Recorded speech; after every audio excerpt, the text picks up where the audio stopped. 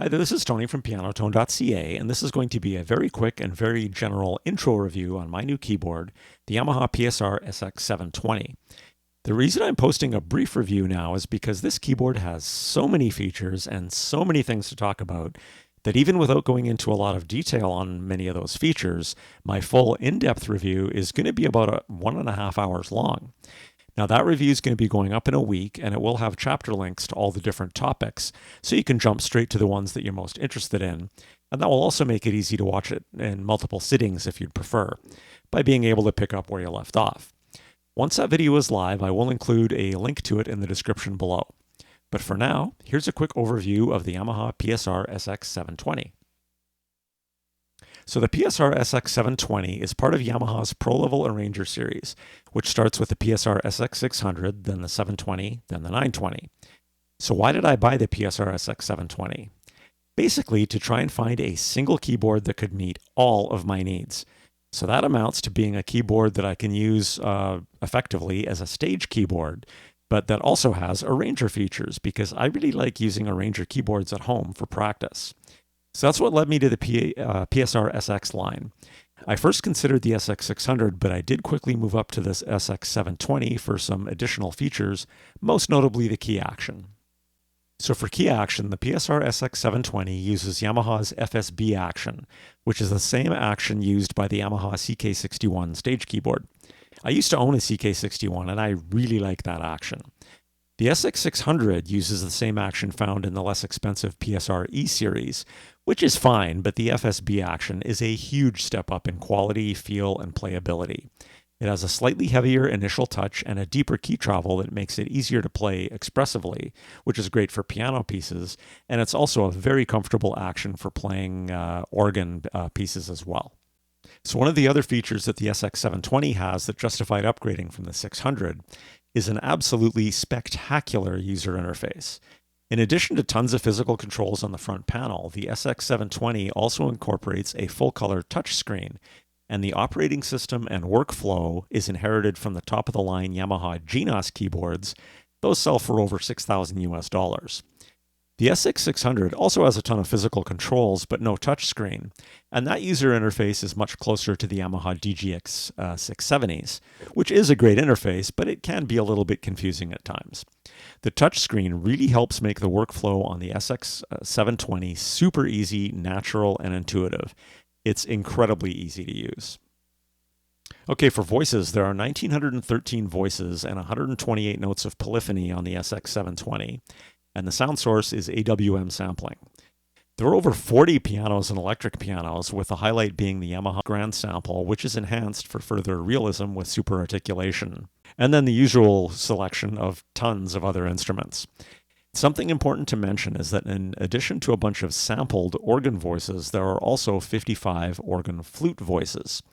So the sampled organ voices, while they may have been sampled from actual organs like the Hammond B3, you can't adjust the drawbars or change anything to change the sound on the fly. You basically get what the organ settings were when it was recorded.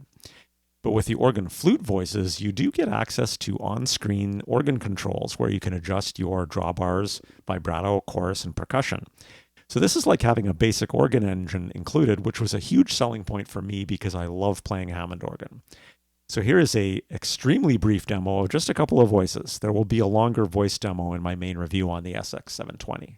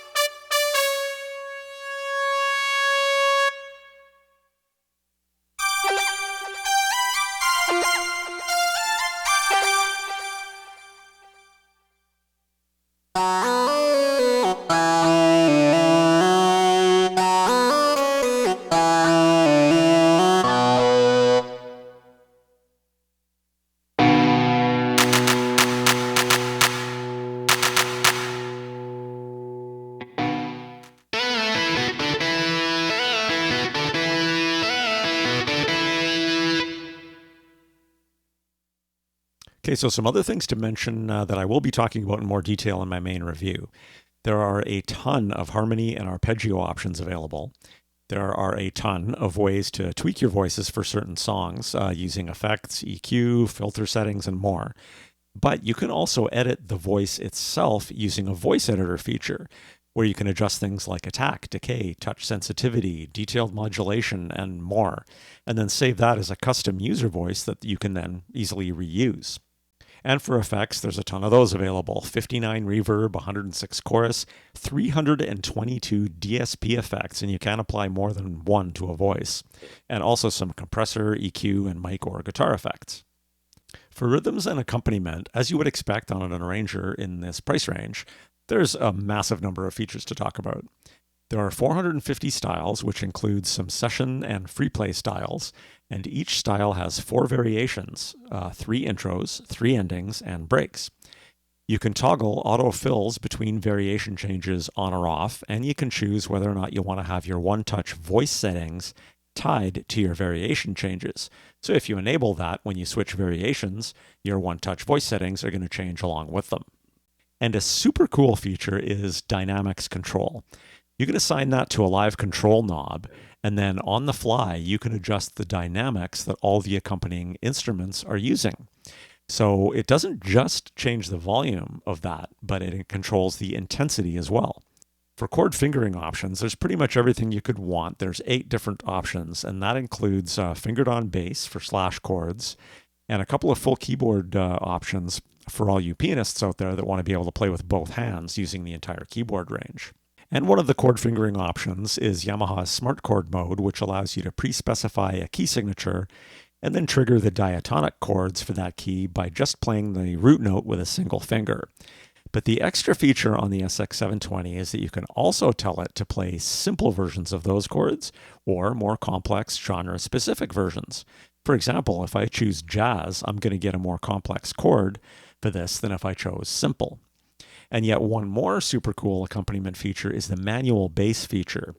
This allows you to move the chord detection area to the right-hand side of the keyboard and play bass guitar with your left. And what you're playing in the left hand isn't going to affect the chords are being recognized. The chords are being determined from what you're playing in the right hand. This is pretty cool.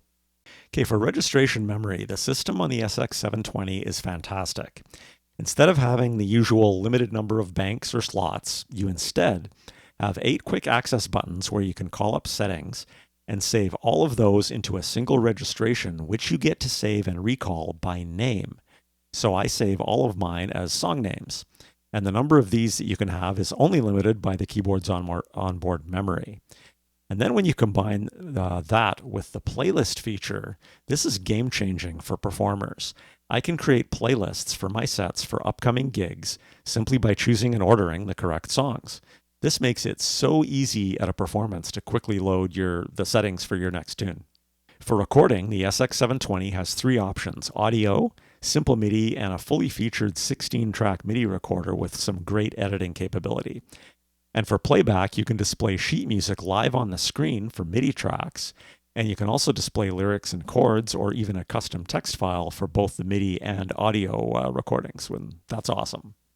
The SX720 also has a chord looper or sequencer built in, so you can record a chord progression and then have the keyboard play it back using any of the built-in styles and at any tempo so that you can play along with it without having to worry about fingering chords. They just switch automatically.